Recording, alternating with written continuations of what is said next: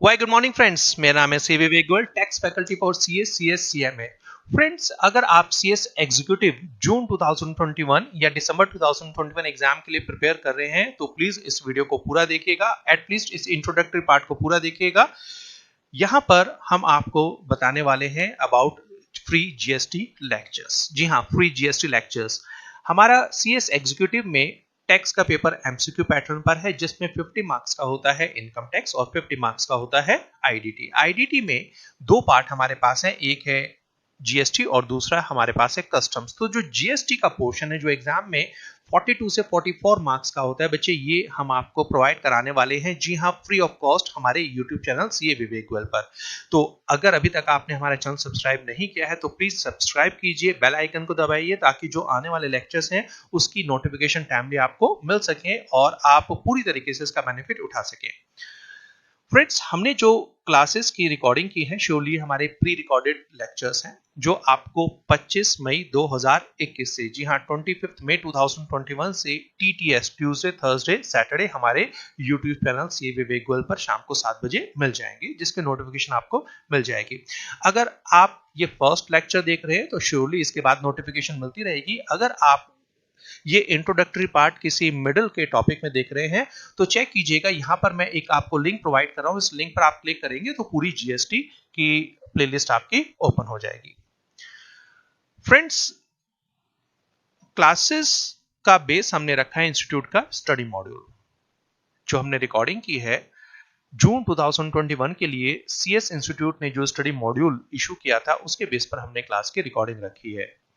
तो आपको कोई बुक रेफर करने की जरूरत नहीं है। कुछ टॉपिक्स ऐसे हैं जहां पर इंस्टीट्यूट का मॉड्यूल अपडेट नहीं था या कुछ मिस्टेक थी, ठीक है, या कुछ मैं एक्स्ट्रा कराना चाहता था इंस्टीट्यूट के मॉड्यूल से हटके, वहां पर हम आपको नोट्स प्रोवाइड कराएंगे। वो नोट्स आप कैसे रेफर कर सकते हैं ये अभी थोड़ी देर में मैं आपको प्रोवाइड लिंक बता दूंगा। थर्ड, कुछ टॉपिक ऐसे हैं जिनके ऊपर हम इंस्टीट्यूट का मॉड्यूल भी रेफर नहीं कर रहे हैं और अपने नोट्स भी नहीं दे रहे हैं, तो आप साथ साथ मेरे साथ क्लास में उन नोट्स को बनाकर चलेंगे। एंड आई एश्योर यू, अगर आप ये क्लासेस पूरी तरीके से फॉलो करते हैं तो बहुत आराम से आप 44 क्वेश्चन की अगर बात करते हैं एग्जाम में 42 से 44, तो आप आराम से 70 से 80% मार्क्स स्कोर कर सकते हैं इस जीएसटी के पोर्शन में। यहां पर तो आपको क्लासेस फ्री ऑफ कॉस्ट मिलने वाली है, ठीक है, डोंट वरी। एक एक लेक्चर जो हम पेड स्टूडेंट को देते हैं यहां पर आपको मिलेगा। बट अगर कुछ स्टूडेंट ऐसे हैं जो यूट्यूब चैनल की क्लासेस का वेट नहीं करना चाहते तो बच्चे आप डायरेक्टली हमारी मोबाइल ऐप पर जाकर क्लासेस परचेज कर सकते हैं। बहुत मिनिमम चार्ज में हम ये पूरी की पूरी क्लासेस प्रोवाइड कर रहे हैं। चलिए अब फटाफट एक बार देख लेते हैं आप किस तरीके से नोट्स को रेफर कर सकते हैं जो इंस्टीट्यूट के मॉड्यूल से हटकर हैं। सबसे पहले आपको अपने mobile app, Android mobile app में एक एप्लीकेशन डाउनलोड करनी है, विवेक गोयल क्लासेस। विवेक गोयल क्लासेस के नाम से हमारी एप्लीकेशन है एंड्रॉइड प्ले स्टोर पर, वहां पर जाइए और उसको डाउनलोड कर लीजिए। डाउनलोड करने के बाद आपको वहां पर अपना अकाउंट बनाना है। जब आप फर्स्ट टाइम ओपन करते हैं, ठीक है, जब आप एप्लीकेशन ओपन करेंगे तो आपको होम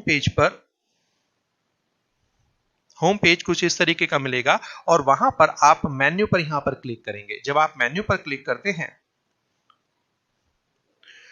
मेन्यू पर क्लिक करेंगे तो मेन्यू में यहां पर आपके पास एक टैब है जिसका नाम है स्टडी मटेरियल। अब आप इस स्टडी मटेरियल को अगर ओपन करते हैं तो स्टडी मटेरियल में आपको एक फोल्डर मिलेगा जिसका नाम है CS executive GST notes YouTube lectures. यहां पर आपको नोट्स का लिंक बेटा मिल जाएगा। जो भी नोट्स है यहाँ पर वो आपको अवेलेबल होंगे। तो ऐसे लेक्चर जिसमें मैं अपने नोट्स से आपको कुछ पढ़ा रहा हूं तो वो सारे के सारे नोट्स इस लिंक पर आपको अवेलेबल होंगे। मोबाइल ऐप का लिंक मैं यूट्यूब डिस्क्रिप्शन में दे रहा हूं, तो वहां से जाकर फटाफट इस मोबाइल ऐप को आप डाउनलोड कर लीजिए। और श्योरली इसके अलावा जो एमसीक्यू क्वेश्चंस हैं वो भी हम फ्री ऑफ कॉस्ट यहाँ पर प्रोवाइड करने की कोशिश करेंगे, बहुत जल्दी वो भी अवेलेबल होंगे। अपने फ्रेंड्स के साथ जरूर शेयर कीजिएगा। जिस स्टूडेंट को भी इस वीडियो से फायदा हो सकता है प्लीज आप इसे शेयर जरूर कीजिएगा उसके साथ। एंड वन मोर थिंग, हो सकता है आप में से कुछ स्टूडेंट ये वीडियो दिसंबर 2021 एग्जाम के बाद देख रहे हो, क्योंकि बाद में बहुत सारी क्वेरी आती है। तो बच्चे देखिए, जीएसटी है, ये टैक्स का पेपर है, कुछ ना कुछ अमेंडमेंट होती रहती हैं। तो देखिए, जो जीएसटी का जो बेसिक है, जो कंसेप्ट है, वो आप किसी भी एग्जाम के लिए पढ़ें वो सेम रहेगा। बट अगर आप दिसंबर 2021 एग्जाम के बाद के लिए क्लास अगर ये यूट्यूब पे लेक्चर देख रहे हैं, तो यस, लेक्चर तो आपके लिए भी यूजफुल होंगे, मगर इसकी जो अमेंडमेंट्स हैं उन्हें जरूर एक बार रेफर कर लीजिएगा। तो चलिए शुरू करते हैं GST class. Keep learning, all the best.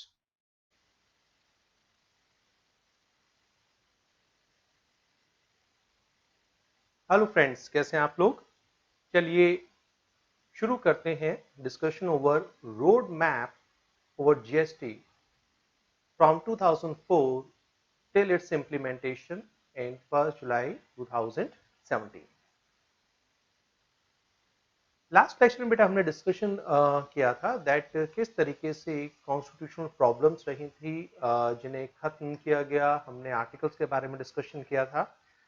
In this lecture हम सिर्फ डेट्स के साथ डिस्कशन करेंगे, जो हमारे पास लैंडमार्क डेट्स रही हैं, ठीक है, in the road of GST. तो फ्रॉम 2004 टू 2017 जो भी डेट्स रही हैं एग्जाम के लिए क्वेश्चन इंपॉर्टेंट हो सकता है, बहुत बड़ा क्वेश्चन नहीं, to the point examiner question पूछ सकता है। अगर एग्जामिनर टू द डेट पूछता है आपसे क्वेश्चन, तो श्योरली ये लेक्चर देखने के बाद आप एग्जाम में बड़ा अच्छा परफॉर्म कर पाएंगे।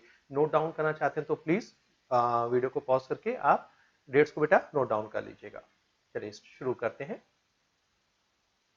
रोड मैप टू जीएसटी 2004 से बेटा जर्नी स्टार्ट हुई थी और 2017 पर आकर ये नहीं कहेंगे जर्नी खत्म हो गई, एक नई जर्नी की शुरुआत हो गई। तो 2004 टू बी प्रिसाइज, ये 16 जुलाई 2004 बेटा जो हमने बात की थी, डॉक्टर केलकर टास्क फोर्स, जी हाँ, the committee headed by doctor Kelkar ने रिकमेंड किया था implementation of GST at national level के पूरे भारत में जीएसटी को इम्प्लीमेंट किया जाए। ठीक है, वैट की शुरुआत हो चुकी थी तब तक इंडिया में, ठीक है, सर्विस टैक्स में भी वैट को ऑलरेडी इंट्रोड्यूस किया जा चुका था, इनपुट टैक्स क्रेडिट को। मगर अब एक नई चर्चा होने लगी, क्यों ना अब नेशनल लेवल पर टैक्स रिफॉर्म किया जाए और जितने भी टैक्सेस हैं इनडायरेक्ट उनको हटाकर एक सिंगल टैक्स लाया जाए जिसका नाम रहेगा जीएसटी। 2006 के बजट में उस समय के फाइनेंस मिनिस्टर पी चिदम्बरम ने, कांग्रेस की गवर्नमेंट थी उस समय, तो मतलब ये जर्नी कांग्रेस की गवर्नमेंट के टाइम से शुरू हो चुकी थी। तो फर्स्ट टाइम ऑन 18 फरवरी 2006 में बेटा बजट प्रेजेंट करते हुए then finance minister P Chidambaram ने प्रपोज किया था इम्प्लीमेंटेशन ऑफ जीएसटी के, हम भारत में जीएसटी को नेशनल लेवल पर इंप्लीमेंट करेंगे और इसके लिए एक डेट प्रपोज की गई, दैट वाज 1 अप्रैल 2010। मगर आप अगर ध्यान से देखें इसके बाद जो सीधा हमें गैप नजर आ रहा है नेक्स्ट डेट इज 2014, जब तक सरकार बदल चुकी थी। 2006 में प्रपोज किया गया, हम करना चाहते हैं, that time in opposition there was BJP, ठीक है, तो उस समय कांग्रेस जीएसटी को लाना चाहती थी मगर अपोजिशन ने उसके ऊपर काम नहीं करने दिया। ठीक है, इस चर्चा में हम डिटेल में नहीं जाते हैं। 2014 19 दिसंबर 2014 जब नई गवर्नमेंट सेलेक्ट होकर आई, मोदी गवर्नमेंट, इन्होंने एक बार दोबारा जीएसटी, अब इस गवर्नमेंट ने जीएसटी को इंप्लीमेंट करने के ठाने के, हम अब जीएसटी को इंप्लीमेंट करेंगे। मतलब द गवर्नमेंट जो पहले इंप्लीमेंट करना चाहती थी, अपोजिशन ने मना कर दिया, वही अपोजिशन जब गवर्नमेंट में था तो ये इंप्लीमेंट करने के लिए तत्पर हो गया, हम जीएसटी को अब इंप्लीमेंट करके दिखाएंगे। ठीक है, तो बेटा जीएसटी रिवाइवल प्रोसेस यहाँ से शुरू हो गई और जो सबसे बड़ा प्रॉब्लम थी, मैंने आपसे लास्ट लेक्चर में डिस्कस किया था, that was constitutional problem. Because जो हमें आर्टिकल 246 में पावर प्रोवाइड की गई थी, जहां पर शेड्यूल 7 की list 1, 2, 3, neither union government nor state government having power GST को इम्प्लीमेंट करने की। ठीक है, तो जो हमने डिस्कशन किया था लास्ट लेक्चर में सारा कॉन्स्टिट्यूशन अमेंडमेंट का, तो बेटा ये जो कॉन्स्टिट्यूशन में अमेंड किया गया उसके लिए जो पहला स्टेप लिया गया, उसके लिए बिल प्रेजेंट किया गया। कब किया गया ये? 19 दिसंबर 2014 को। क्या कहता है? GST revival constitution 122nd amendment bill 2004 on GST in the parliament, ये प्रेजेंट किया गया और बहुत ज्यादा टाइम नहीं लगा, ठीक है, इन लेस देन 2 इयर्स इस बिल को प्रेसिडेंट की एक्सेंट मिल गई, मतलब लोकसभा में भी पास हो गया, राज्यसभा में भी पास हो गया और फाइनली प्रेसिडेंट ने भी इसको पास कर दिया। मतलब जो कॉन्स्टिट्यूशनल बिल प्रेजेंट किया गया था, now it has converted into an act. Constitutional 122nd Amendment Bill 2014 received the assent of President and became Constitution 101st Amendment Act 2016। ये थोड़ा सा ध्यान करके जाइएगा बेटा, दो डिफरेंट यहाँ पर वर्ड है, एक है बिल और एक है एक्ट। जो बिल प्रेजेंट किया गया था, ठीक है, पार्लियामेंट में कब किया गया था, ध्यान से देखिए 19 दिसंबर 2014 and that was 122nd amendment bill, ठीक है। और जो बिल पास हुआ फाइनली, ये हमारे पास क्या था, इसका मतलब ये समझ आ रहा है जो 122 बिल पास प्रेजेंट किए गए थे उसमें से केवल 101 ही पास हुए हैं आज तक, 21 ऐसे बिल्स हैं जो पास नहीं हुए, ठीक है जी। बेटा ये हमारे पास रहा, ठीक है। और फाइनली नेशनल लेवल पर जीएसटी रोल आउट हो गया कब से, 1 जुलाई 2017। जी हाँ, midnight of 30 June 2017 from the central hall of parliament, इसको आप लोगों ने श्योरली देखा होगा, इसको पूरे इंडिया में इंप्लीमेंट कर दिया गया था, ठीक है। चलिए अब थोड़ा सा डिस्कशन करते हैं कि ये जो बिल प्रेजेंट किया गया था बेटा पार्लियामेंट में, किस तरीके से इसको स्टेप बाय स्टेप लोकसभा में, विधानसभा में क्या डेट्स रही, क्योंकि यहाँ पर पूरा डेट्स रही के लिए इस लेक्चर में, ठीक है। सो बिल अभी हमने पढ़ा, जो बिल प्रेजेंट किया गया, कब किया गया था, 19 दिसंबर 2014 में बिल को प्रेजेंट किया गया। कहां पर दिया गया, पार्लियामेंट में प्रेजेंट किया गया। That was constitution 122nd amendment bill 2014। और लोकसभा में बेटा इसको पास कर दिया गया 6 मई 2015, 6 मई 2015 को लोकसभा में इसको पास कर दिया गया। और राज्यसभा में पास होने में थोड़ा सा टाइम लगा, क्योंकि वहां पर स्टेट गवर्नमेंट का भी स्टेक था, स्टेट गवर्नमेंट की से थी। लोकसभा में तो ठीक है, अगर हम बात करते हैं, क्योंकि मोदी गवर्नमेंट की मेजोरिटी थी, वहां पे टाइम में लगा। मगर राज्यसभा से पास होने में थोड़ा सा यहाँ पर टाइम लग गया, बिकॉज एक सहमति नहीं बन पा रही थी on many points. And finally on 8 सितंबर 2016, ठीक है, प्रेसिडेंट ने इसको पास कर दिया। ध्यान से देखिए इसे, subsequent to the ratification of the bill by more than 50 of the states, bill received the assent of the president and became constitution 101st amendment bill 2016। तो मतलब अब कॉन्स्टिट्यूशन में अमेंडमेंट जो हम करना चाहते थे वो हो चुकी थी, मतलब अब एक नया रास्ता खुल गया था। कॉन्स्टिट्यूशन में state government and central government को पावर मिल चुकी थी। आर्टिकल 246 से आ चुका था। क्या पढ़ा था 246 से, that state and central government both will be having power to levy GST in India. हाँ, एक रिस्ट्रिक्शन दी गई थी, दैट स्टेट गवर्नमेंट केवल इंट्रा स्टेट पर लगा सकती है, इंटर स्टेट पर जीएसटी चार्ज नहीं कर सकती। तो जो हमने लास्ट लेक्चर में सारा डिस्कशन किया था बेटा, वो 8 सितंबर 2016 के बाद की कहानी है सारी, ठीक है जी। चलिए अब पार्लियामेंट की अगर बात करते हैं, ठीक है, अब अमेंडमेंट हो चुकी है, समझिए कॉन्स्टिट्यूशन बिल में पास हो चुका है, कॉन्स्टिट्यूशन में अमेंडमेंट हो चुकी है, आर्टिकल 246 ए बन चुका है। क्या पढ़ा था हमने कॉन्स्टिट्यूशन में, 246 ए में पावर मिल गई। क्या पावर मिल गई, that state government and central government GST levy कर सकते हैं। पावर मिली है, जब तक पावर का यूज नहीं करेंगे तो लॉ नहीं बनेगा। तो अब लॉ बनाने की प्रोसेस शुरू हो गई और सेंट्रल गवर्नमेंट ने पार्लियामेंट में डिफरेंट बिल्स प्रेजेंट किए। ध्यान से देखिए यहाँ पर 27 मार्च 2017, डेट्स को याद करके जाएंगे तो शायद थोड़ा सा बेनिफिट एग्जाम में एक्स्ट्रा हो सकता है आपको, ठीक है। 27 मार्च 2017 central GST legislation, central GST, ठीक है। कौन कौन से बात करते हैं, तो यहाँ पर ध्यान से देखिए, central goods and services tax bill 2017, देखिए प्रेजेंट किए गए थे इसलिए बिल है, थोड़ी देर बाद इसको एक्ट बनाएंगे। Integrated goods and services tax bill 2017, union territory goods and services tax bill 2017, goods and services tax compensation to states bill 2017 were introduced in Lok Sabha. ध्यान से समझिएगा, ये सेंट्रल लेवल के बेटा बिल है, सारे सेंट्रल एक्ट है, ठीक है। तीन आपको समझ आ रहे हैं, जो इंट्रा स्टेट ट्रांजैक्शन होगी उसके ऊपर जो सेंट्रल गवर्नमेंट जीएसटी लगाएगी, दैट इज सेंट्रल जीएसटी, ठीक है, जिसके लिए पहले बिल प्रेजेंट किया गया, that is central GST bill 2017, ठीक है। इंटर स्टेट ट्रांजैक्शन सप्लाई पर क्या लगाया जाता है आज की डेट में, आईजीएसटी लगाया जाता है, मगर शुरुआत कहां से हुई थी, बिल से हुई थी, दैट इज आईजीएसटी बिल 2017, ठीक है। 5 यूनियन टेरिटरी में यूटीजीएसटी एप्लीकेबल होता है। शुरुआत कहां से होती है? UTGST bill 2017।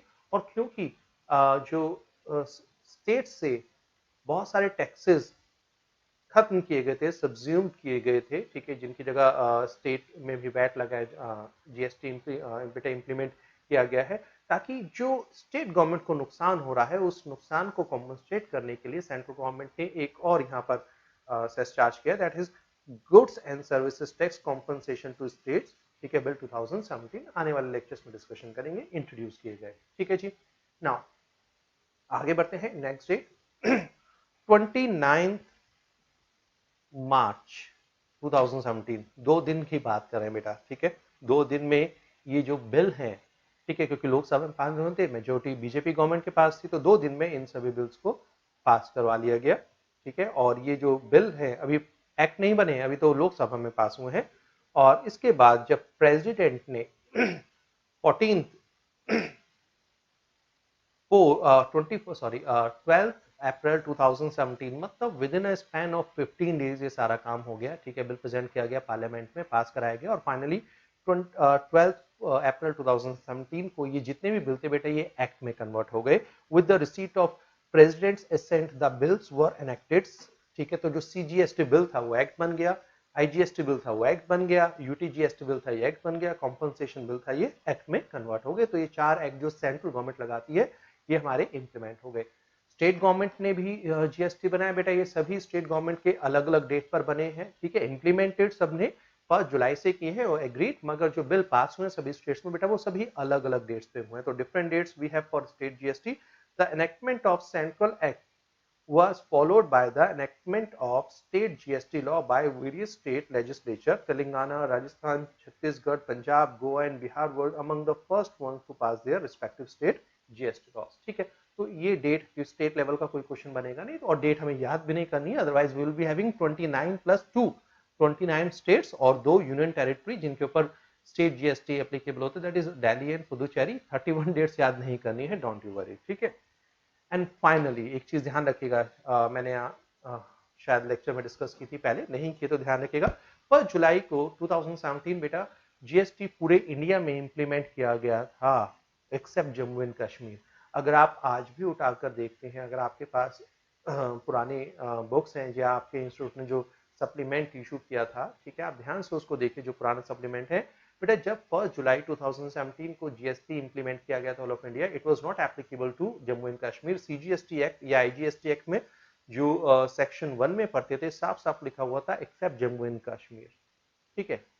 मगर जस्ट फॉर 8 डेज 8 जुलाई 2017 को CGST and IGST extension to JNK ordinance pass किया गया, and from same date, that is 8 July 2017 beta, GST also extended to JNK. Yes, so at present GST is applicable to whole of India including Jammu and Kashmir.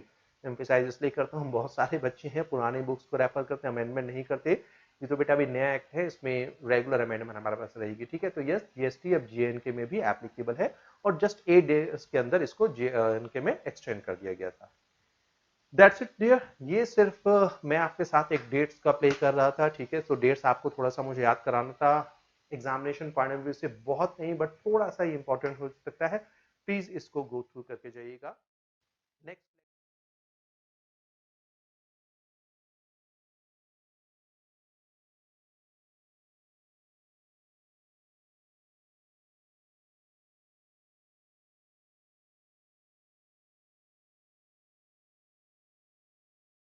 Friends, in this lecture we are going to discuss 2 topics. एक आपके सामने है taxes subsumed in GST, ऐसे कौन कौन से taxes हैं जिन्हें जीएसटी में इंक्लूड किया गया है, और दूसरा एक इंपॉर्टेंट टॉपिक हम डिस्कस करेंगे, concepts of GST. We can also say these are features of GST. GST किस तरीके से काम करेगा, क्या फीचर्स हैं जीएसटी के जो हम पुराने लॉज जो सब्ज्यूम्ड हो रहे हैं उनसे कैरी कर रहे हैं, और ऐसे कौन सी हमारे पास डीमेरिट है जो हम वहां पर छोड़कर आगे बढ़ेंगे, ठीक है जी।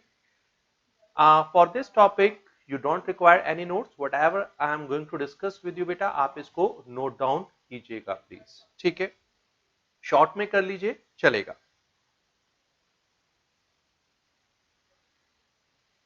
सेंट्रल टैक्सेस, तो बेटा सब्स्यूम्ड, सब्स्यूम्ड का मतलब क्या होता है पहले तो मैं ये क्लियर कर देता हूं। ये जो वर्ड है ये टेक्निकल वर्ड है जो यूज किया जा रहा है, सब्स्यूम्ड, ठीक है। सब्स्यूम इसका मतलब होता है टू इंक्लूड, ठीक है, शामिल करना। तो यहां पर लॉ मेकर ने मर्ज वर्ड यूज नहीं किया है, ठीक है, इन्होंने यूज किया है सब्स्यूम, जिसका मतलब है टू इंक्लूड और टू एब्जॉर्ब, टू एब्जॉर्ब, ठीक है। तो ऐसे कौन कौन से टैक्सेस हैं जिन्हें जीएसटी में शामिल किया गया है? As we know, central government ने कुछ अपने टैक्सेस को बेटा इंक्लूड किया है और कुछ टैक्सेस हैं जो स्टेट गवर्नमेंट ने छोड़े हैं। मतलब ये हमने डिस्कस किया था, आपको याद होगा जब हम कॉन्स्टिट्यूशन ऑफ इंडिया का डिस्कशन कर रहे थे, आर्टिकल 246 के अकॉर्डिंगली जो यूनियन लिस्ट और स्टेट लिस्ट का हमने डिस्कशन किया था, तो आपने ध्यान से देखा होगा कुछ ऐसे टैक्सेस थे जिनको खत्म कर दिया गया था, हमने वहां से काट दिया था लिस्ट में से, ठीक है। तो कुछ यूनियन लिस्ट से कटे थे, कुछ स्टेट लिस्ट से कटे थे। तो बेटा जो यूनियन लिस्ट से कटे थे दैट इज सेंट्रल टैक्सेस, ठीक है, और कुछ हमने स्टेट लिस्ट से काटे दैट इज स्टेट टैक्सेस। तो ऐसे कितने टैक्सेस हैं? कुल मिलाकर 17 टैक्सेस हैं जिनको जीएसटी में कवर किया गया है। मतलब 7 टैक्सेस मिलाकर जो सेंट्रल गवर्नमेंट और स्टेट गवर्नमेंट लगाया करती थी उनको सब्ज्यूम कर दिया गया है इन जीएसटी। तो कौन कौन से टैक्सेस हैं? पहले बात करते हैं सेंट्रल गवर्नमेंट की लेवीज, सेंट्रल लेवीज या सेंट्रल टैक्सेस जिन्हें सब्ज्यूम किया गया है इन जीएसटी, ठीक है। Central excise duty, excise duty, excise duty बेटा लगाई जाती थी मैन्युफैक्चरिंग ऑफ गुड्स पर, मैन्युफैक्चरिंग ऑफ गुड्स, ठीक है।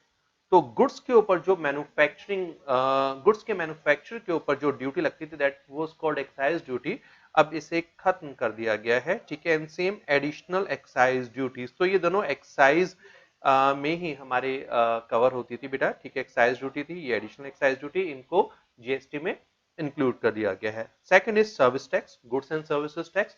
तो गुड्स के ऊपर जो मेन टैक्स लगाया जाता था, ठीक है, वो हमारे पास होता था एक एक्साइज ड्यूटी मैन्युफैक्चरिंग पर, और सेल पर जो लगाया जाता था सेंट्रल गवर्नमेंट द्वारा वो था सीएसटी, ठीक है।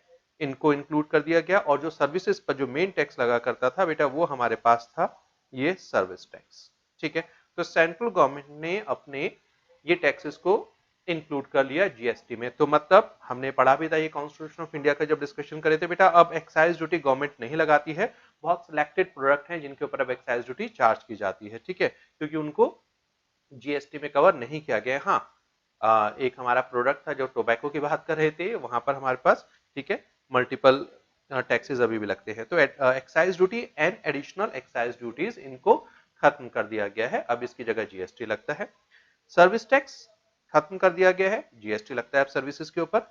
Excise duty under medical and toilet preparation act, ये भी हमारी एक्साइज ड्यूटी की हम बात करते थे, एक पार्ट था, इसको खत्म कर दिया गया है।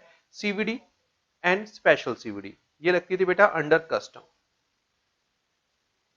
अंडर कस्टम मतलब ये इंपोर्ट पर लगा करती थी, इंपोर्ट ड्यूटीज, ठीक है। कस्टम एक्ट खत्म नहीं किया गया, समझिएगा, कस्टम ड्यूटी अभी भी लगती है, मगर जो कस्टम ड्यूटी कैलकुलेट करते थे तो वहां पर हमारे पास बेटा 3 मेजर ड्यूटीज होती थी, rather there were so many duties, और अभी भी है, मगर जो 3 मेजर ड्यूटीज होती थी हमारी कस्टम में, वो होती है एक हमारे पास basic custom duty,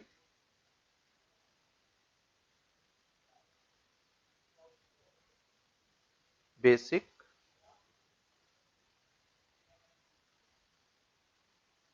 custom duty, second CVD, ठीक है, और नेक्स्ट इज स्पेशल सीवीडी, इसको सैड भी कहा जाता है, ठीक है, इसे हम स्पेशल सीवीडी। ये जो सीवीडी थी ये एक्साइज को रिप्लेस करती थी, ठीक है, एक्साइज के इक्विवेलेंट लगा करती थी कस्टम में, और ये जो स्पेशल सीवीडी है that is equivalent to sales tax, ठीक है बेटा। अब कस्टम में इस सीवीडी और स्पेशल सीवीडी को खत्म कर दिया गया है और इनकी जगह अब इसके ऊपर लगता है आईजीएसटी, क्योंकि ये इंपोर्ट के ऊपर था, ठीक है, तो इंपोर्ट को अब जीएसटी में कवर किया गया और इसके ऊपर चार्ज किया जाता है आईजीएसटी, ठीक है। तो ये दो हमारी टैक्सेस हैं, ठीक है, ड्यूटीज हैं जिनको खत्म किया गया है।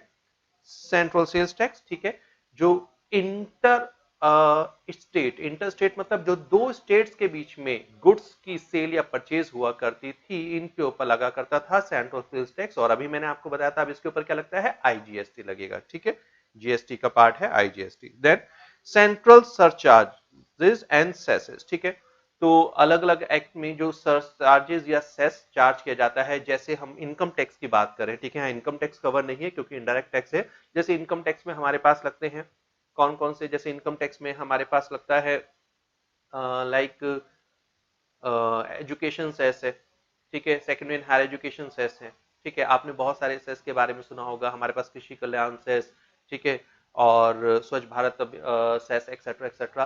तो सेंट्रल गवर्नमेंट ने जो सेस इन ड्यूटीज इन टैक्सेस के ऊपर लगाए जाते थे उनको भी सब्ज्यूम कर दिया गया है आईजीएसटी में। आईजीएसटी प्लेन लगता है, इसके ऊपर कोई भी सेस या सरचार्ज नहीं है। ठीक है जी, तो ये कुछ टैक्सेस हैं बेटा जो सेंट्रल गवर्नमेंट ने जीएसटी लाने के लिए क्या करते हैं, छोड़ दिए हैं, इनको मर्ज कर दिया कि अब हम इन टैक्सेस की जगह क्या चार्ज करेंगे, जीएसटी चार्ज करेंगे।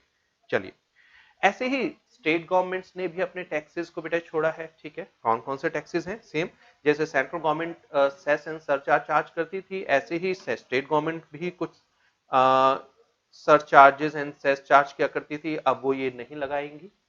देन एंटरटेनमेंट टैक्स, जैसे मूवीज आप देखने जाते थे तो पहले उसके ऊपर क्या लगता था, एंटरटेनमेंट टैक्स लगता था, अब क्या उसके ऊपर लगता है, जीएसटी चार्ज किया जाता है, except levied by the local bodies.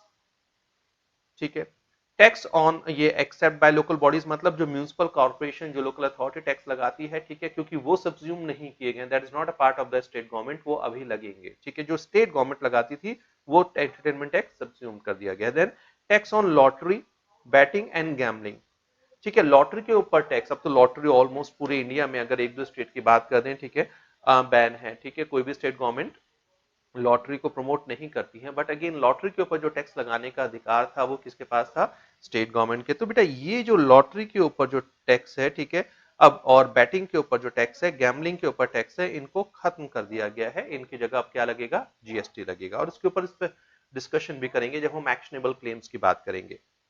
ठीक है, एंट्री टैक्स, जब एक स्टेट से दूसरी स्टेट में गुड्स जाते थे, ठीक है, तो जो चुंगी जी हम बात करते हैं, ऑक्ट्रोई जो टैक्सेस होते थे जो स्टेट गवर्नमेंट चार्ज किया करती थी, एंट्री टैक्स उनको खत्म कर दिया गया है। ठीक है, परचेज टैक्स ये स्टेट लेवल पर लगते थे, बहुत पॉपुलर ये नहीं थे, कभी शायद आपने नाम भी ना सुना हो ऐसे टैक्सेस का। वैट और सेल्स टैक्सेस का तो जरूर आपने सुना होगा, जैसे सेंट्रल गवर्नमेंट लेवी करती थी central sales tax inter state sale पर, ऐसे ही इंट्रा स्टेट सेल पर बेटा चार्ज किया जाता था वैट एंड सेल्स टैक्स, इसको सब्ज्यूम कर दिया गया, इंक्लूड कर लिया गया है जीएसटी में। ठीक है, तो अब अगर इंट्रा स्टेट सेल होगी तो उसके ऊपर लगेगा सीजीएसटी एंड एसजीएसटी, और अगर इंटर स्टेट हमारी सेल होगी तो अब उसके ऊपर क्या लगेगा, आईजीएसटी लगेगा। रादर वर्ड यहाँ पर सेल नहीं, सप्लाई यूज किया गया है, डिस्कस करेंगे आने वाले लेक्चर्स में। लग्जरी टैक्स, ठीक है, लग्जरियस आइटम्स पर लगा करता था, ये सब अब जीएसटी में मर्ज कर दिया गया। फाइनली टैक्सेस ऑन एडवर्टीजमेंट्स, ठीक है, एडवर्टीजमेंट्स के ऊपर जो टैक्स था अब उसके ऊपर जीएसटी चार्ज किया जाएगा। तो बेटा ये सारे हमारे पास टैक्सेस हैं जिन्हें स्टेट गवर्नमेंट और सेंट्रल गवर्नमेंट ने छोड़ दिया, और इसकी जगह अब one nation one tax, that is GST, goods and services tax charge किया जाता है। ठीक है, तो प्लीज ये टैक्सेस याद करके जाइएगा, एग्जामिनेशन के लिए इंपॉर्टेंट है। चलिए, ठीक है, नाउ कंसेप्ट ऑफ जीएसटी, ये यूज भी करेंगे, मैं दिखाऊंगा यहाँ पर जो एक्साइज ड्यूटी खत्म हुई है इसका इम्पैक्ट, और वैट खत्म हुआ है, ठीक है, इनकी जगह जीएसटी लगा है, इससे कैलकुलेशन पर क्या इफेक्ट पड़ेगा ये मैं आपके साथ डिस्कस करूंगा। अभी चलते हैं कंसेप्ट ऑफ जीएसटी या कहें फीचर्स ऑफ जीएसटी। ठीक है, पहले एक बार गो थ्रू कर रहा हूं बेटा, यहाँ पर कुल मिलाकर हमारे पास 1 2 3 4 5 5 पॉइंट्स हैं। पहले मैं 5 के 5 पॉइंट आपके साथ में डिस्कस कर रहा हूं, आप सिर्फ ये जो हाईलाइटेड वर्ड है रेड में इनको नोट डाउन कर लीजिएगा। ठीक है, मैं ये सारे 5 पॉइंट को एक साथ डिस्कस करूंगा, पूरी एक चेन क्रिएट करेंगे। आप लोगों ने अगर वैल्यू एडिड टैक्स पढ़ा हो तो आपको ध्यान होगा वहां पर होती थी एक वैट चेन, याद आ रहा है कुछ, मैन्युफैक्चरर से डिस्ट्रीब्यूटर से होलसेलर से रिटेलर और फाइनली कंज्यूमर, उसी तरह की एक वैट, उसी तरह की एक चेन मैं यहाँ पर आपके साथ क्रिएट करूंगा, और हम यहाँ पर कंपेयर करेंगे पुराने और नए लॉ को। ठीक है जी, और किस तरीके से जीएसटी काम करता है। तो पहले एक बार डिस्कस करते हैं, फिर इसको थोड़ा प्रैक्टिकली एनालिसिस करेंगे। Concept of GST. GST is a value added tax. ये बड़ी मजेदार चीज है।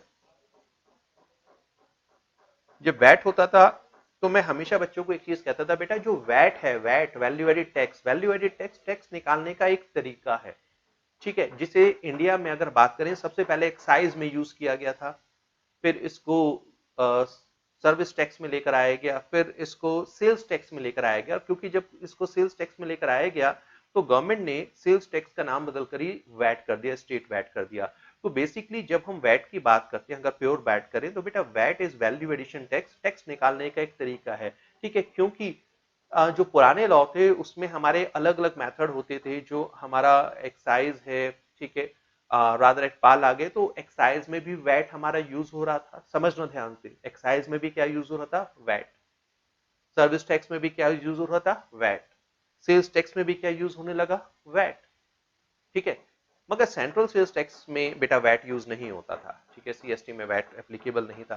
तो गवर्नमेंट ने, अब जरा जीएसटी का कंसेप्ट समझिए, VAT, GST is value added tax, मतलब जो तरीका हम एक्साइज ड्यूटी में फॉलो करते थे, जो तरीका हम यूज करते थे सर्विस टैक्स में, जो मेथड हम यूज करते थे बेटा सेल्स टैक्स में, वही कंसेप्ट जीएसटी में है। तो जीएसटी कानून देखने में तो नया है, जिसे हम कहते हैं कि पुरानी लाइक नई बोतल में पुरानी शराब, मगर बेटा यहां पर एक नाम नया है जीएसटी, बट अभी हमने क्या करा, टैक्सेस सब्ज्यूम किए गए। तो ध्यान से समझो, एक्साइज ड्यूटी जीएसटी में इंक्लूड हो गई, सर्विस टैक्स जीएसटी में इंक्लूड हो गया, सेल्स टैक्स जीएसटी में इंक्लूड हो गया, और तीनों ही जो मेन टैक्स थे, ध्यान रखना यही तीन मेन टैक्स थे, अगर आप ध्यान से समझे, एक्साइज ड्यूटी, ठीक है, स्टेट गवर्नमेंट, सेंट्रल गवर्नमेंट का जो मेन सोर्स ऑफ इनकम था, अगर इन रेवेन्यू की बात करें जो सब्ज्यूम किए गए हैं, एक बार देखते हैं यहां पर, जो सबसे ज्यादा अगर इनमें बात करें तो जो पैसे मिलता था वो ये था, ठीक है जी, ये था।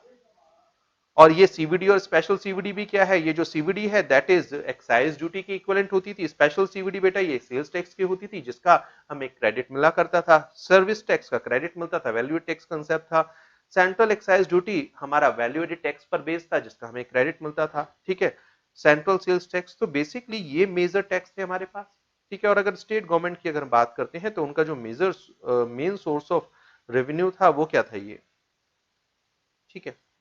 और ये जो बात करें तो चाहे एक्साइज ड्यूटी की बात करें, सेल्स टैक्स की बात करें या सर्विस टैक्स की बात करें, बच्चे ये सभी टैक्सेस हमारे किसके ऊपर बेस्ड थे, ये थे वैल्यू एडेड टैक्स। तो जीएसटी भी वैल्यू एडेड टैक्स है, मतलब जैसे पुराने कानून काम करते थे वैसे ही नए कानून काम करेंगे। हाँ, फायदा ये हुआ, पहले एक ही प्रोडक्ट पर एक्साइज ड्यूटी भी लग जाता था, फिर उसको सेल करते थे तो उसके ऊपर सेल्स टैक्स भी लग जाता था, और कभी कभी अगर रेस्टोरेंट सर्विस की बात करें तो एक ही प्रोडक्ट के ऊपर सेल्स टैक्स भी लगता था, वैट, और उसके ऊपर हमारा सर्विस टैक्स भी लगता था। समझ रहे हैं ना। तो यहां पर वो जो मल्टीप्लिसिटी ऑफ टैक्सेस होती थी, जिसको कास्केडिंग इफेक्ट भी हम कहते थे, जो आगे पढ़ेंगे, वो सब खत्म कर दिया गया। तो लॉ मेकर ने कहा यार, एक ही प्रोडक्ट के ऊपर एक ही तरीके के हम मल्टीपल टैक्सेस चार्ज कर रहे हैं, तो क्यों ना उसके ऊपर एक टैक्स चार्ज कर दिया जाए, जिसको नाम दिया गया जीएसटी। तो बेटा जीएसटी में हम बिल्कुल वैसे ही कैलकुलेशन करेंगे जैसे हम वैट में करा करते थे। समझ रहे हैं, ठीक है। तो GST is a value added tax levied on manufacturer sale levied on manufacture, sale and consumption of the goods and services. चलिए नेक्स्ट पॉइंट, द सप्लायर। अब ध्यान से इसको समझिएगा, the supplier at each stage, supplier at each stage. ये supplier आपको याद है कौन कौन से सप्लायर होते थे, एक बार याद करो। एक होता था मैन्युफैक्चरर, मैन्युफैक्चरर के बाद कौन होता था, डिस्ट्रीब्यूटर, उसके बाद कौन था बेटा, होलसेलर, और फाइनली कौन होता था, रिटेलर। तो ये है हमारे पास सप्लायर्स, ठीक है। वहां पर होते थे सेलर एंड मैन्युफैक्चरर, यहां पर कौन वर्ड यूज किया गया, सप्लायर, ठीक है। The supplier at each stage is permitted to avail credit of GST. याद है input tax credit, concept of input tax credit. तो बेटा चीज नहीं है, मगर कंसेप्ट वही है जो पहले पढ़ते थे, इनपुट टैक्स क्रेडिट। जैसे इनपुट टैक्स क्रेडिट आपको एक्साइज ड्यूटी का मिलता था, सैंडवेट क्रेडिट जिसे कहते थे, या सर्विस टैक्स का मिलता था। तो ये जो हमारे पास excise duty and service tax का क्रेडिट मिलता था, इसको सैंडविच क्रेडिट कहते थे। और बेटा जो हमारे पास वैट में क्रेडिट मिलता था, ठीक है, ड्यूटी का, वो होता था वैट क्रेडिट। तो यहां पर भी जीएसटी में भी आपको क्रेडिट मिलेगा, ठीक है। मतलब जितना आप टैक्सेस अपने जब आपने गुड्स या सर्विसेज को रिसीव किया है, ठीक है, रिसीव करते हुए टैक्सेस पे कर चुके हैं, जिसे हम इनपुट टैक्स कहा करते थे, यहाँ भी इनपुट टैक्स कहेंगे, ठीक है। तो जब हम यही गुड्स एंड सर्विसेज आगे सप्लाई करेंगे, ठीक है, तो इसके ऊपर जो टैक्स चार्ज किया जाएगा, जिसे हम आउटपुट टैक्स कहते थे और यहाँ भी कहेंगे, ठीक है, तो आउटपुट टैक्स में से इनपुट टैक्स को माइनस करेंगे और जो बैलेंस बचेगा वही हमें गवर्नमेंट को पे करना है, that is value added tax, ठीक है। तो यहां पर भी आपको पूरा इनपुट टैक्स क्रेडिट मिलेगा ही मिलेगा। So the supplier at each stage is permitted to avail credit of GST paid on purchase of goods and or services and can set off this credit against the GST payable on the supply of the goods or services to be made by the him, और वो उसको set of कर सकता है, ठीक है। मतलब output tax में से इनपुट टैक्स को माइनस कर सकता है, ये हुआ इस दूसरी लाइन का मतलब। Third, GST is a consumption tax, ठीक है। वैट भी हमारा कंजम्पशन टैक्स, वैट होता ही बेसिकली कंजम्पशन टैक्स है, ठीक है। Thus only the final consumer bears the GST, ठीक है। ये मैं प्रूफ करके दिखाऊंगा, ये हम वैट में भी करते थे कि, और ये वैल्यू, ये मेन कंसेप्ट है बेटा वैट का, क्या कि जो टैक्स होता है गवर्नमेंट को तो अलग अलग जितने भी व्यक्ति चेन में होते हैं वो पे करते हैं, मगर फाइनली जो इनडायरेक्ट टैक्सेस होते हैं, रादर जितने भी इनडायरेक्ट टैक्सेस होते हैं, फाइनली ये कौन बॉर्न करता है बेटा, ये फाइनल कंज्यूमर बॉर्न करता है, ठीक है। तो yes, GST is also a consumption tax. तो पूरा जितना भी टैक्स पे किया गया है, चाहे मैन्युफैक्चरर ने पे किया हो, ठीक है, चाहे डिस्ट्रीब्यूटर ने पे किया हो, चाहे होलसेलर ने पे किया हो या रिटेलर ने, फाइनली वो पूरा का पूरा टैक्स किसकी जेब से जाएगा, वो हमेशा बेटा फाइनल कंज्यूमर की पॉकेट से जाएगा। अगेन ये भी मैं प्रूव करूंगा, तो एक ही क्वेश्चन करेंगे जिसमें सारे पॉइंट्स हमारे प्रूव होते चले जाएंगे। Next, since only the value added tax at each stage is taxed under GST, there is no tax on tax or cascading effect। अच्छा, वैट में जब हम डिस्कस करते थे, जब नया नया वैट 2004 में इंट्रोड्यूस हुआ था और बच्चों को हमने पढ़ाना शुरू किया था, तो वहां पर भी हम कहते थे कि भाई वैट में कैस्केडिंग इफेक्ट खत्म हो गया, वैट आने से कैस्केडिंग इफेक्ट खत्म हो गया। मगर उस समय एक प्रॉब्लम थी, एक हम कहते थे कि बेटा वैट ने कैस्केडिंग इफेक्ट को एक लिमिट तक खत्म किया, उसको जीरो नहीं किया।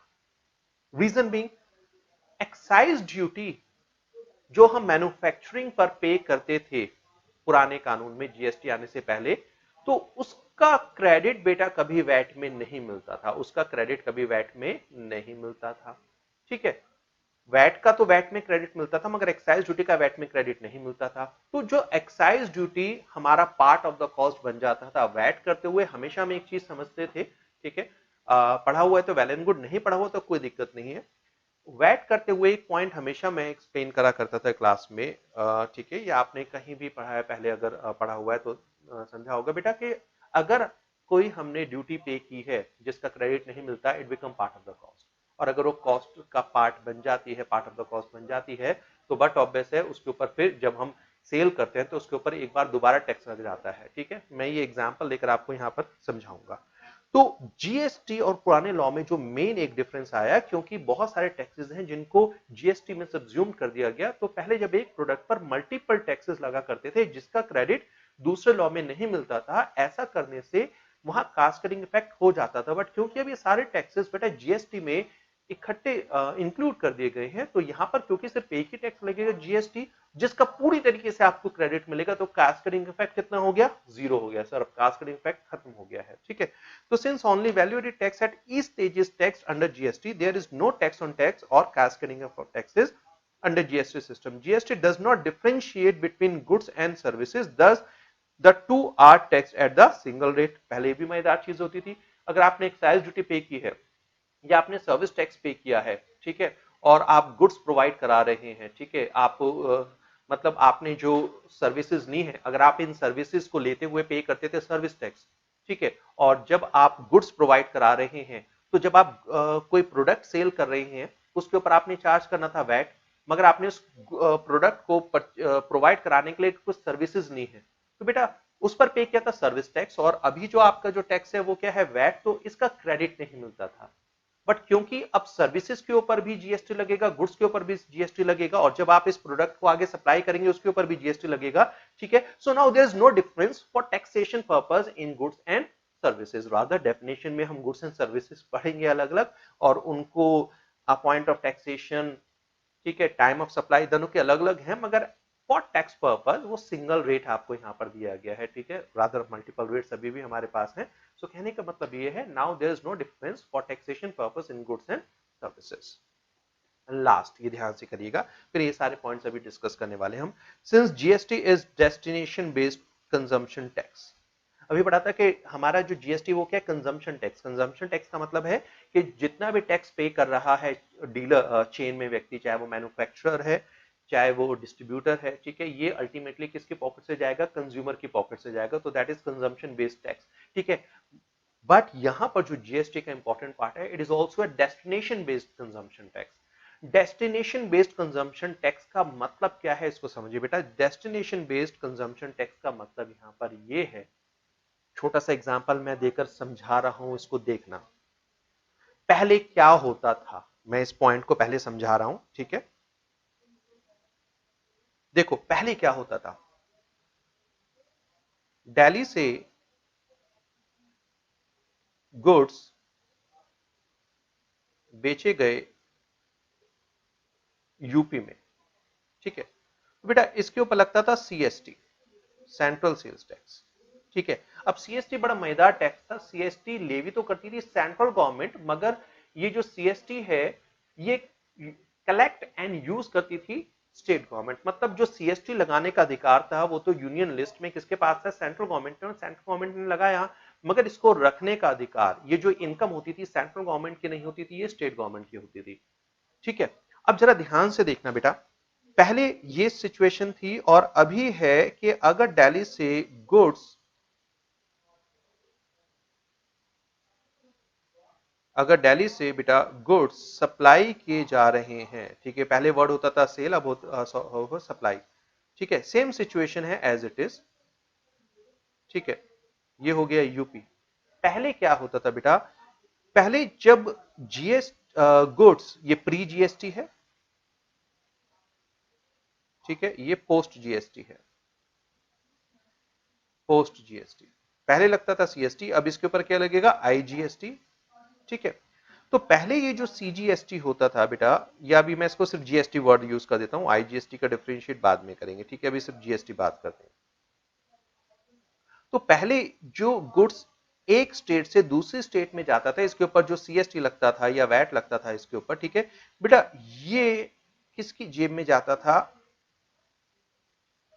जहां से गुड्स सेल हो रहा है, मतलब जहां पर सप्लायर लोकेटेड है। ठीक है, that is location of supplier.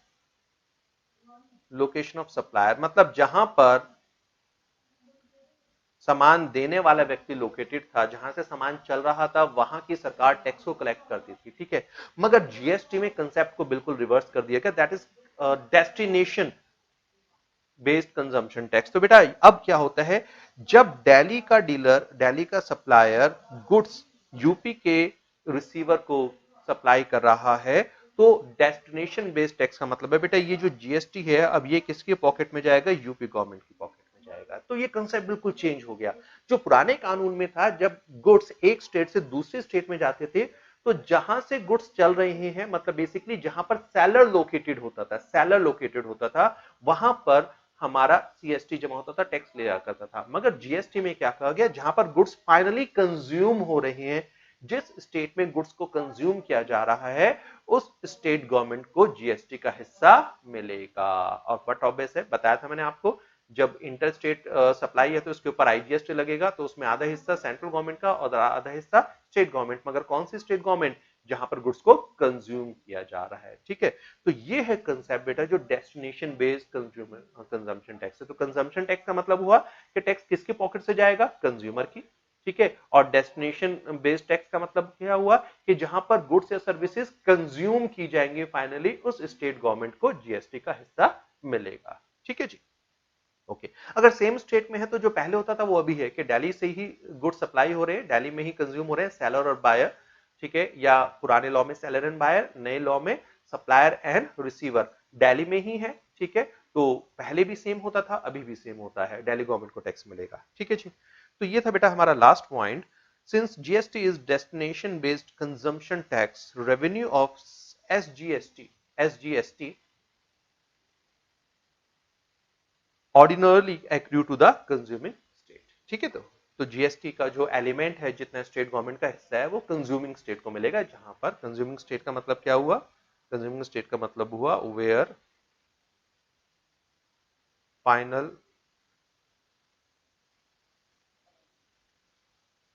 Consumer is located. ठीक है जी। चलिए, अब मैं सिर्फ एक एग्जांपल दूंगा और ये जितने पॉइंट्स हैं इनको क्लियर करूंगा, और उसके बाद फिर हम कास्केडिंग इफेक्ट का एक कंसेप्ट डिस्कस करेंगे। ठीक है जी। वही चीज जो पहले पढ़ा करते थे पढ़ाऊंगा, वैट चेन आप सबने पढ़ी होगी, यहां पर भी हम वही कंसेप्ट डिस्कस करेंगे। ठीक है, जीएसटी के साथ बहुत सारे पॉइंट्स हैं डिस्कस करने जा रहा हूं, और most probably it's going to be the बेटा लास्ट लेक्चर, जो हमारा इंट्रोडक्टरी पार्ट का रहेगा। इसके बाद हम शुरुआत करेंगे अपने जीएसटी के कोर पॉइंट के साथ, जहां पर हम अलग अलग एक्ट्स के साथ बात करेंगे। ठीक है जी। चलिए, और ये सारे पॉइंट जो हम पढ़ रहे हैं ये बहुत ज्यादा हेल्पफुल होने वाले हैं, क्योंकि जब हम कैलकुलेशन करेंगे तो ये पॉइंट बार बार डिस्कस नहीं होंगे। चलो, ठीक है। सो वी हैव मैन्युफैक्चरर, वहां वैट चेन होते थे, यहाँ जीएसटी चेन क्रिएट कर लेते हैं बेटा। वी हैव मैन्युफैक्चरर, ठीक है। We have manufacturer, manufacturer goods supply कर रहा है टू डिस्ट्रीब्यूटर, ठीक है, डिस्ट्रीब्यूटर। सोचें, मैन्युफैक्चरर, मैन्युफैक्चरर से गुड्स गए डिस्ट्रीब्यूटर, डिस्ट्रीब्यूटर से गए बेटा होलसेलर, होलसेलर से गुड्स हमने सप्लाई किए हैं किसे? रिटेलर को, और रिटेलर ने गुड्स फाइनली दिए हैं कंज्यूमर को। ठीक है जी, कंज्यूमर को। ठीक है, गुड्स की बात कर रहे हैं हम यहां पर, गुड्स सप्लाई, ठीक है, गुड्स सप्लाई।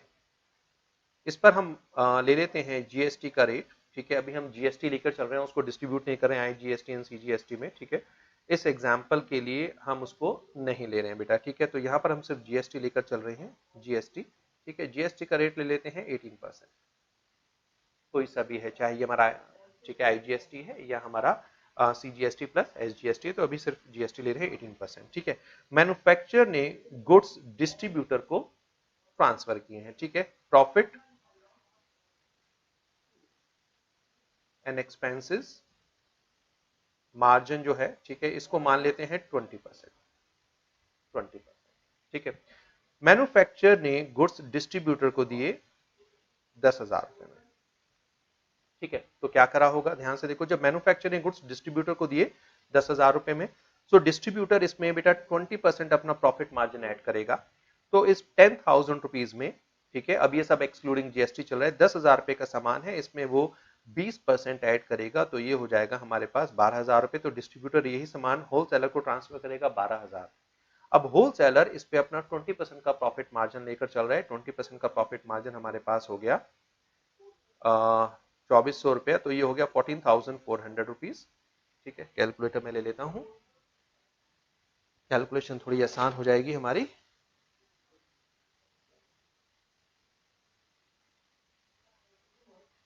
जी,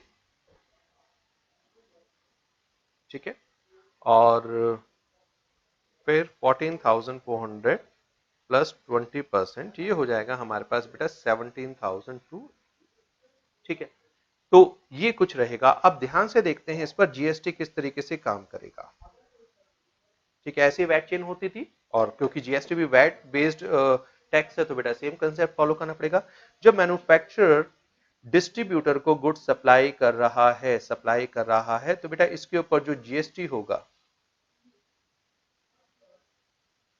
ये बिल कैसे बनाएगा जरा ध्यान से देखिएगा। ठीक है, जब बिल बनाया जाएगा, ठीक है, तो बिल बनाया जाएगा, यहां पर जो वैल्यू है कितनी है, 10,000 प्लस जीएसटी, कितना, जीएसटी का रेट 18% लिया है, 1,800 रुपए, तो जो बिल बनेगा वो बनेगा 11,800 रुपए का, बराबर। टैक्स बाद में देखेंगे।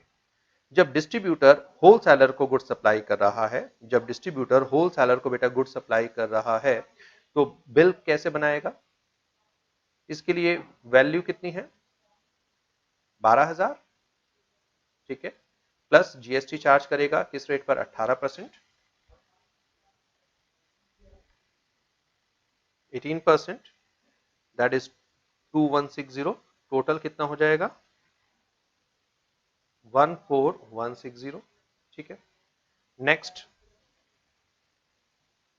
अब होलसेलर रिटेलर को गुड्स देगा। ठीक है, तो बिल कैसे जनरेट करेगा? इनवॉइस कैसे रहेगा? होलसेलर जब गुड्स बेच रहा है तो वो कितना चार्ज करेगा? 14,400। बेटा गुड्स की वैल्यू लगाई जाएगी 14,400 रुपीज और उसके ऊपर 18% का जीएसटी चार्ज किया जाएगा। ठीक है,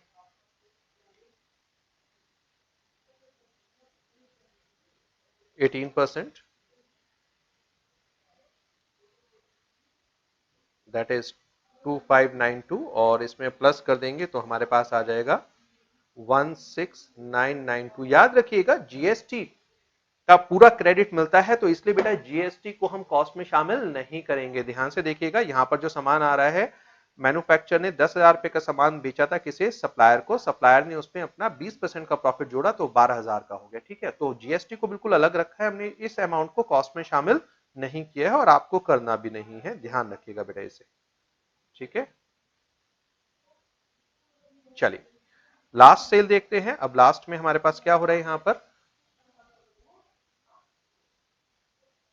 चलिए अब लास्ट में कौन गुड्स सेल कर रहा है? बेटा हमारा जो रिटेलर है कंज्यूमर को गुड्स बेच रहा है, तो जो बिल बनाया जाएगा, बिल फाइनल बिल जो कंज्यूमर को मिलेगा, मान लीजिए कंज्यूमर आप हैं तो आपको 17,280 रुपए का सामान लेना है, इसके ऊपर डीलर आपसे चार्ज करेगा जीएसटी 18%। ठीक है जी, 17,280 प्लस 18%,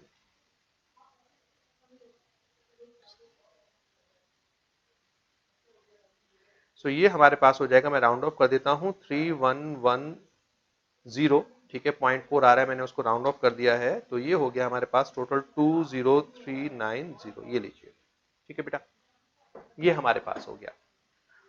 फाइनली कंज्यूमर की पॉकेट से कितना जा रहा है, मैं बहुत सारे पॉइंट्स प्रूव करने वाला हूं आपके साथ, ये क्लियर हो गया। तो फाइनली मान लीजिए आप या मैं कंज्यूमर हैं, ये जो कंज्यूमर है, ठीक है, ये आप हैं भाई।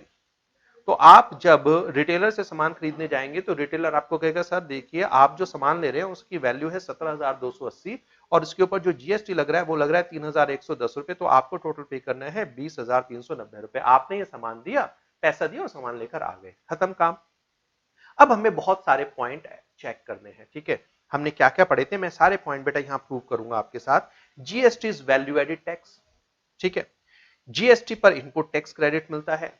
ठीक है, दूसरा GST is consumption based tax, मतलब जितना भी टैक्स है फाइनली कंज्यूमर की पॉकेट से जाता है। ठीक है, नेक्स्ट जीएसटी, ये वाला पॉइंट प्रूव करने के लिए कुछ नहीं है, ये है नो टैक्स, यहां पर कास्केडिंग इफेक्ट नहीं है। तो ये 4 पॉइंट है बेटा, मैं ये आपके साथ प्रूव करूंगा, यहां पर चारों डिस्कस करूंगा, वन बाय वन पहले देखते हैं। ठीक है, अब देखो मैन्युफैक्चरर ने क्या किया होगा, जीएसटी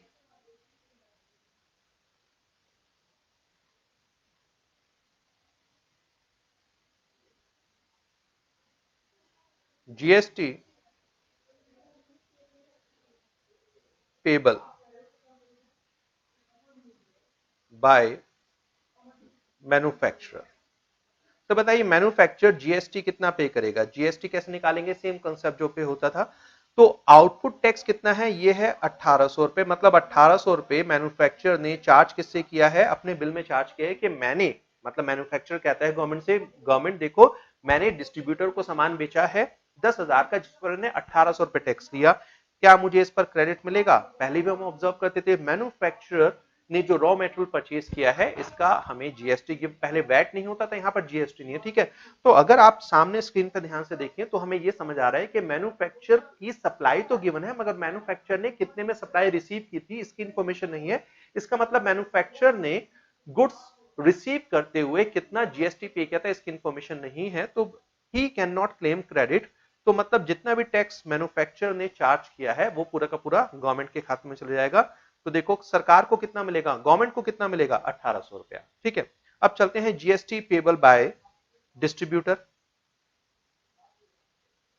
ठीक है, डिस्ट्रीब्यूटर, अब डिस्ट्रीब्यूटर ने अपने बिल में चार्ज कितना किया? 2160 रुपए। तो 2160 रुपए चार्ज किया, मगर जब डिस्ट्रीब्यूटर ने गुड्स परचेज किए थे बेटा, सप्लाई रिसीव की थी, ठीक है, तो उस पर वो ऑलरेडी कितना टैक्स पे कर चुका है? 1800। तो he is not required to pay 2160 to the government, whatever tax he has paid, जितना टैक्स वो गवर्नमेंट को पे कर चुका है, जितना वो सप्लाई रिसीव करते हुए मैन्युफैक्चरर को पे कर चुका है। अब ध्यान से देखो, जितना टैक्स उसने मैन्युफैक्चरर को दिया, मैन्युफैक्चरर को कितना दिया, 1800 रुपए, वो तो सरकार के पास चला गया ना। मतलब इस 2160 रुपए में से ऑलरेडी गवर्नमेंट को 1800 रुपए मिल चुका है। तो बेटा ये है हमारा आउटपुट टैक्स,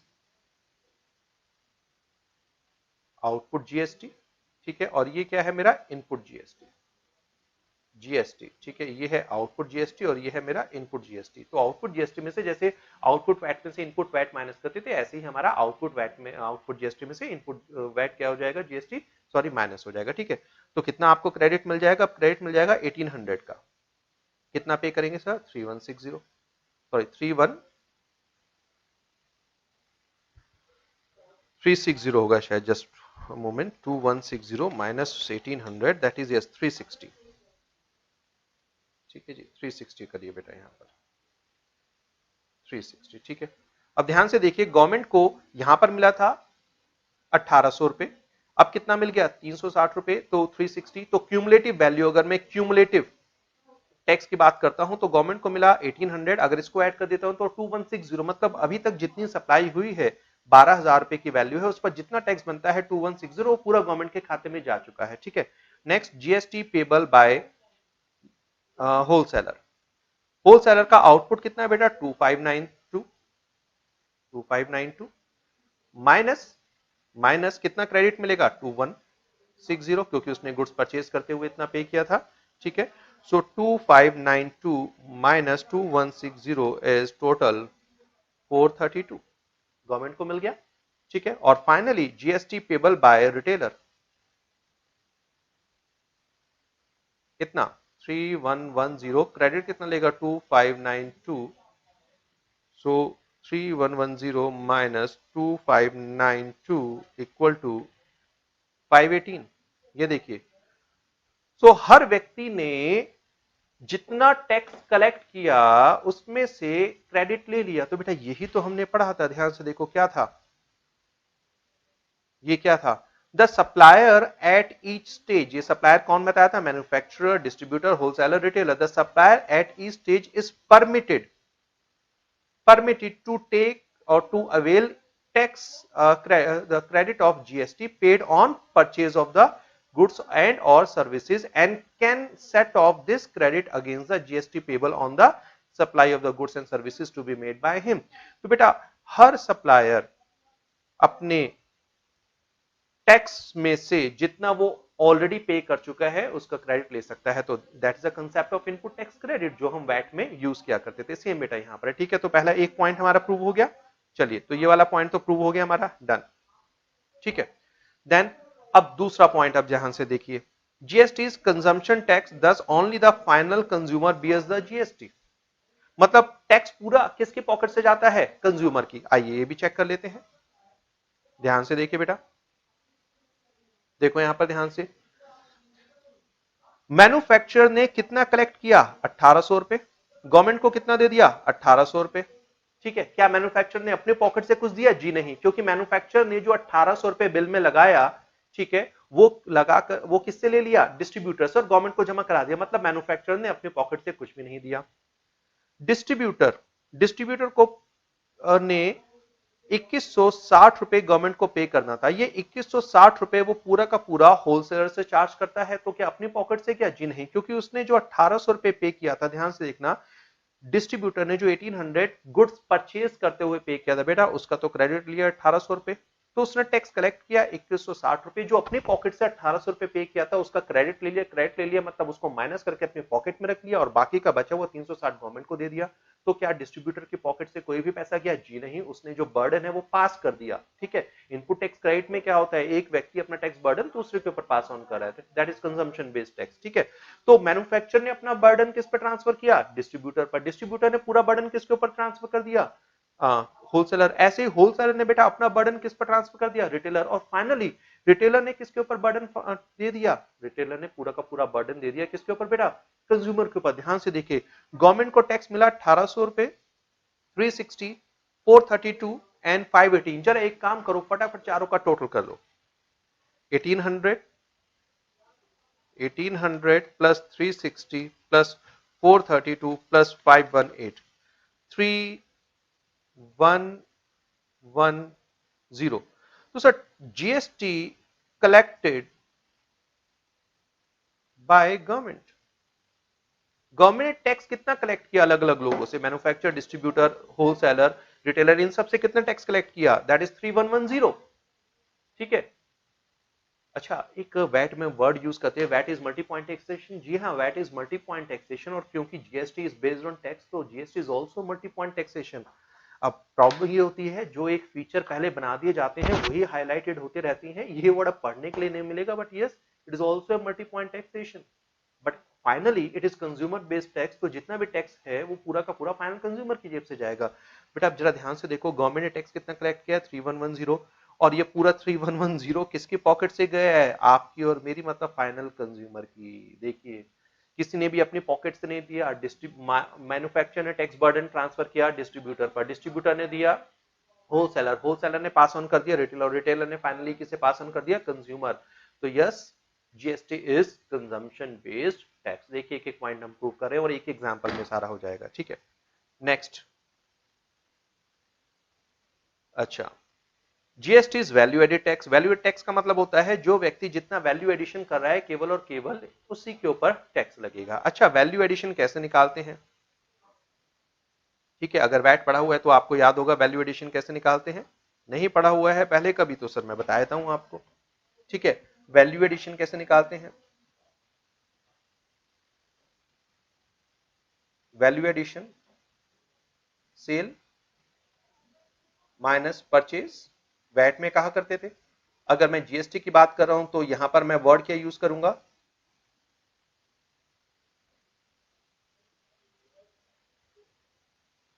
चलो एक काम करते हैं, इसी को यूज करते हैं। अरे भाई, ये तो सारा ही चला गया। चलो ठीक है, वैल्यू एडिशन कैसे निकालते हैं? दोबारा लिख लेते हैं। वैल्यू एडिशन, वैल्यू एडिशन का मतलब होता है सेल्स माइनस परचेज। ठीक है जी। तो सबसे पहले मैन्युफैक्चरर की बात करते हैं सर। मैन्युफैक्चरर, मैन्युफैक्चरर की वैल्यू एडिशन कितनी है? Cell minus purchase. सेल कितनी है? 10,000। परचेज की कोई इंफॉर्मेशन नहीं है तो भाई ये हो जाएगा नील। तो मैन्युफैक्चरर का वैल्यू एडिशन कितना है? 10,000। ठीक है, डिस्ट्रीब्यूटर का निकालो। डिस्ट्रीब्यूटर ने 12,000 में सामान बेचा, खरीदा कितने में था? 10,000 में। अभी मैं वर्ड सेल परचेज बेटा यूज कर रहा हूं आपके कन्वीनियंट के लिए, बाद में हम इसको सप्लाई वर्ड यूज करेंगे। ठीक है, कितना हो गया? 2,000। तो डिस्ट्रीब्यूटर का जो वैल्यू एडिशन है वो क्या हो गया? 20, और ये हो गया 2,000। होलसेलर का value addition, sale 14,400 minus purchase 12,000, value addition 2,400। Then retailer, retailer ने सामान बेचा था, ये चेक करना पड़ेगा कितना? 17,280, 17,280, और इसमें से माइनस कर दीजिए 14,400, तो सर ये निकल आएगा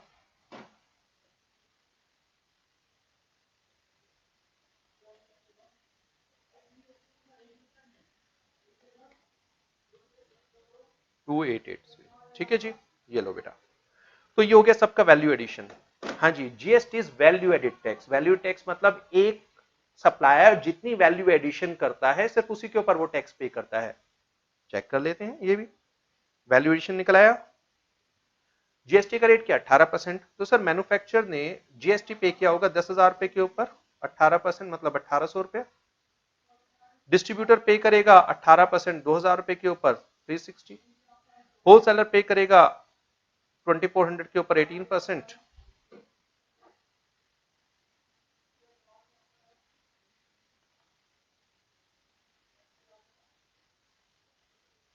432 करना चाहिए। और रिटेलर को कितना पे करना चाहिए? अगर हम लॉ की बात माने तो राउंड ऑफ कर रहा हूं इसे, 518। ठीक है, आइए चेक कर लेते हैं। देखो बेटा, जीएसटी मैन्युफैक्चरर ने कितना पे किया? 1,800। कितना पे करना था? 1,800। जी हाँ, उसने 1,800 पे किया। डिस्ट्रीब्यूटर ने कितना पे किया है? 360। कितना पे करना था? 360। यस। होलसेलर ने कितना पे किया 342, कितना पे करना था, सॉरी 432, और फाइनली रिटेलर ने कितना पे किया 518, कितना पे करना था 518। यस बेटा, every supplier has paid tax, so every supplier has paid GST only on value addition, जितना उसने वैल्यू एडिशन किया है केवल उसी के ऊपर टैक्स पे किया है, वो एक्स्ट्रा टैक्स पे नहीं कर रहा है। तो yes, GST is a value addition tax, ठीक है, वैल्यू एडिशन टैक्स। तो एवरी सप्लायर, ठीक है, जितना वैल्यू एडिशन करेगा। अच्छा, वैल्यू एडिशन आप दूसरे तरीके से भी निकाल सकते हैं, क्या होता है वैल्यू एडिशन? एक तो वैल्यू एडिशन निकालने का तरीका होता है सेल माइनस परचेज, और दूसरा क्या होता है वैल्यू एडिशन,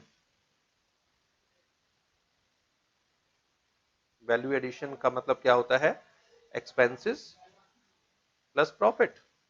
और याद है एक्सपेंसेस प्लस प्रॉफिट कितने हैं 20%, मतलब जितने भी उन्होंने सामान परचेज किया उसका 20% निकाल दो। वो भी निकालेंगे तो बेटा डायरेक्ट आपके पास यही निकल कर आएगा। ठीक है जी, ये सारा हमने बताया, दैट्स इट।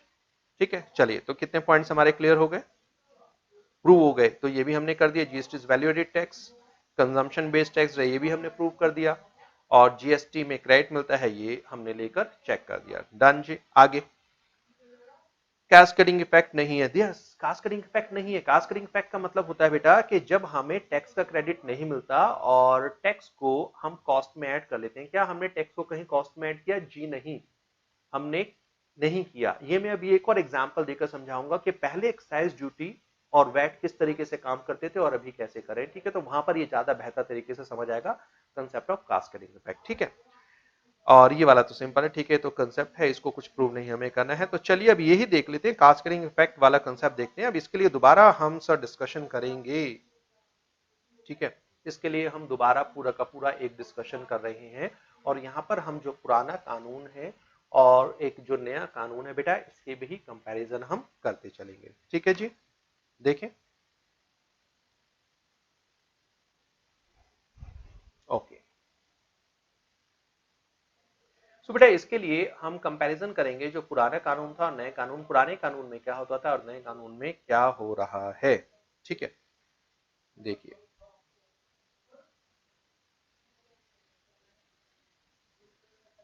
देखो पुराने इसमें क्या होता था, मान लीजिए मैन्युफैक्चरर है,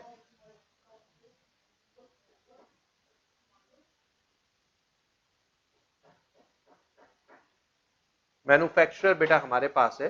तो यहां पर जो मैन्युफैक्चरर हमारे पास है, मैन्युफैक्चरर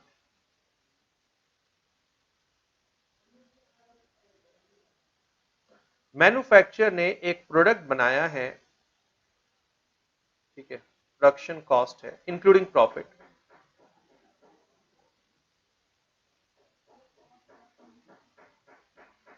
ठीक है, मान लीजिए प्रोडक्शन कॉस्ट है उसकी 10,000 रुपए, एक्साइज ड्यूटी लगा करती थी इसके ऊपर।